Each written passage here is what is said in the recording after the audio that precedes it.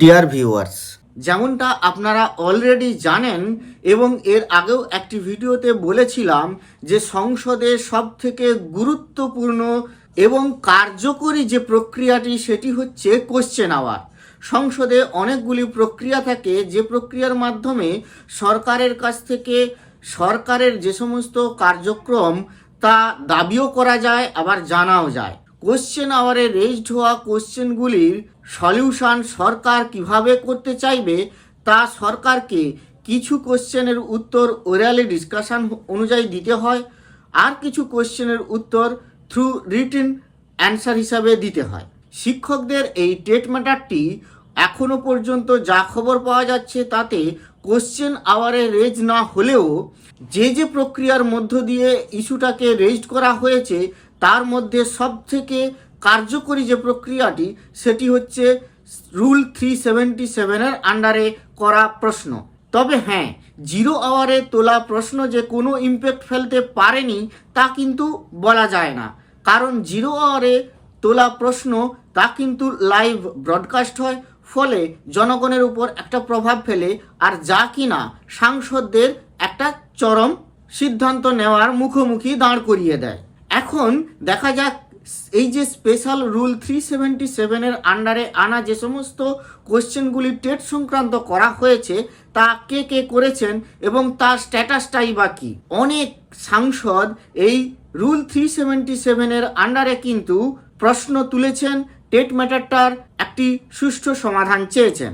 তো চলুন 2024 সাল থেকে এই রুল 377-এর আন্ডারে করা যে সমস্ত ইস্যুগুলি হয়েছিল, মোট ইস্যু হয়েছিল 2482টি, তার মধ্যে রিপ্লাই দেওয়া হয়ে গেছে 1720টি, এর মধ্যে পেন্ডিং আছে 762।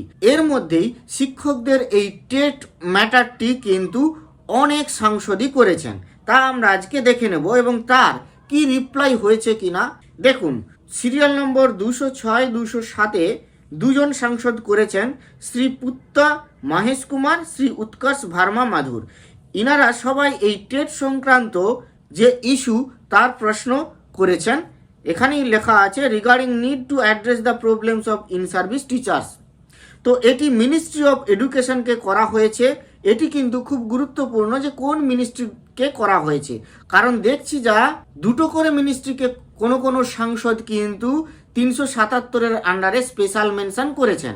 এবার দেখুন, এই যে ল অ্যান্ড জাস্টিস এই মিনিস্ট্রিকেই এই দুজন, ওই যে উক্ত দুজন সাংসদ শ্রী উৎকর্ষ ভার্মা মাধুর এবং শ্রী পুত্তা মহেশ কুমার, ইনারা কিন্তু এই ল অ্যান্ড জাস্টিস এই মিনিস্ট্রিকেও স্পেশাল মেনশন করেছেন। এরপরে দেখুন 9/12/2025 9 ডিসেম্বর 244 নম্বর সিরিয়ালে আছে, এটি হচ্ছে এডুকেশন মিনিস্ট্রিকে করা হয়েছে স্পেশাল মেনশন 377 রুলের আন্ডারে। শ্রী অবধেশ প্রসাদ, ইনিও বলেছেন regarding need for a review petition in supreme court against it's recent order for making TET compulsory for in service teachers.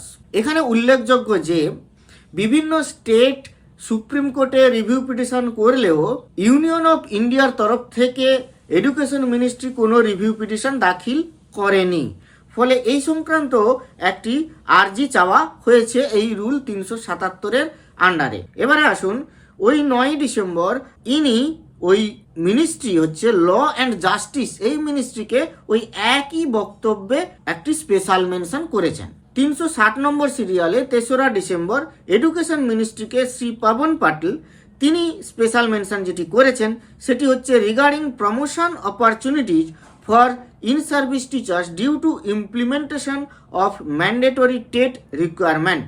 এটি ইন সার্ভিস টিচার্সদের প্রমোশন সংক্রান্ত হলেও এটা কিন্তু ইম্প্যাক্ট সমস্ত টিচার্সদের উপরে পড়বে, সেটা অবশ্যই আপনারা অনুধাবন করতে পারছেন। এবারে আসুন, ওই একই তারিখে 3রা ডিসেম্বর 361 নম্বর সিরিয়ালে শ্রী পুষ্পেন্দ্র সরোজ মিনিস্ট্রি অফ এডুকেশনকে তিনি জানিয়েছেন regarding problems being faced by in service teachers by making teacher eligibility test compulsory as service condition. এবার আমরা চলে যাই এর আগে 2রা ডিসেম্বর 388 নম্বর সিরিয়ালে মিনিস্ট্রি অফ এডুকেশনকে করা হয়েছে Shrimati DK Aruna ma'am regarding need to amend the right two education act 2009। ইনি কিন্তু আর এক ধাপ এগিয়ে তিনি বললেন যে রাইট টু এডুকেশন অ্যাক্ট মানে আরটি অ্যাক্টকে অ্যামেন্ড করা দরকার। এই নিয়ে তিনি কিন্তু 377-এর আন্ডারে স্পেশাল মেনশন করলেন। এই ছিল এখনো পর্যন্ত যা পাওয়া তথ্য অনুযায়ী 377-এর আন্ডারে করা সমস্ত সাংসদদের টেট সংক্রান্ত যে সমস্যার সুরাহা চেয়ে চিঠি, এবং এটি অবশ্যই একটি লিগ্যালি ভ্যালিড প্রক্রিয়া অব দ্য পার্লামেন্টারি সিস্টেম। এখানে কি হয় না, যিনি নোটিশটা দিচ্ছেন, যিনি ইস্যুটা রেজ করেছেন প্রপার মিনিস্ট্রিকে, সেটা সেক্রেটারিয়েটের মাধ্যম দিয়ে ওই প্রপার মিনিস্ট্রির কাছে পৌঁছবে। এটা যেহেতু একটি লিগ্যালি ভ্যালিড প্রক্রিয়া, ওই মিনিস্ট্রির কাছে যখন পার্লামেন্টের থেকে মানে পার্লামেন্টের সেক্রেটারিয়েটের দপ্তর থেকে এরকম কোনো কোশ্চেন পৌঁছবে, তখন ওই মিনিস্ট্রি বাধ্য থাকবেন তিনি এর একটা রিপ্লাই দিতে।